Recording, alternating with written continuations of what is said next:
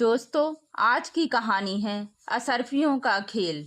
एक बार की बात है। एक सेठ जी थे जिनके पास बहुत धन दौलत थी। सेठ जी की एक बेटी थी जिसकी शादी उन्होंने एक बड़े और प्रतिष्ठित परिवार में की थी, मगर बेटी के दुर्भाग्य से उसका पति जुआरी और शराबी निकल गया और उसके घर की सारी संपत्ति धीरे धीरे खत्म हो गई। बेटी की इस हालत से सेठानी जी बेहद चिंतित रहती थी। वे अक्सर सेठ जी से कहती कि आप तो दुनिया भर की मदद करते हो, लेकिन अपनी बेटी की मदद क्यों नहीं करते जो इस कठिन समय से गुजर रही है। सेठ जी हमेशा शांत भाव से जवाब देते कि जब उनके भाग्य का वक्त आएगा तो मदद खुद चलकर उनके पास आ जाएगी। एक दिन सेठ जी किसी काम से बाहर गए हुए थे, तभी उनका दामाद अचानक उनके घर आ पहुंचा। सास यानी सेठानी जी ने अपने दामाद का बहुत आदर सत्कार किया और किसी प्रकार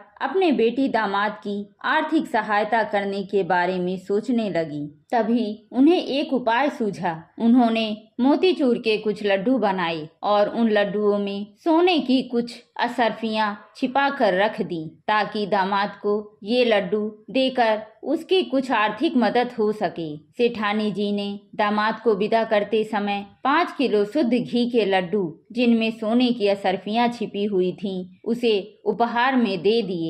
दामाद लड्डू लेकर वहां से चल दिया, लेकिन रास्ते में उसने सोचा कि इतने भारी लड्डू घर तक ले जाने का क्या फायदा, क्यों ना इन्हें यहीं पर बेच दूं। यह सोचकर उसने पास की ही एक मिठाई की दुकान पर सारे लड्डू बेच दिए और उसके बदले में मिले पैसों को अपनी जेब में रखकर वहां से चला गया। संयोगवश उसी दिन सेठ जी घर लौटते वक्त उसी मिठाई की दुकान पर पहुंचे और उन्होंने घर के लिए कुछ मोतीचूर के लड्डू खरीदने का सोचा। दुकानदार ने वही लड्डू का पैकेट सेठ जी को बेच दिया, जिसे कुछ देर पहले सेठ का दामाद उस मिठाई वाले को बेच गया था। सेठ जी लड्डू लेकर घर पहुंचे और सेठानी जी ने जैसे ही लड्डू का पैकेट देखा तो वह चौंक गई। उन्होंने एक लड्डू तोड़कर देखा तो उसमें से वही सोने की असरफियां निकली जो उन्होंने दामाद के लिए छिपाई थी।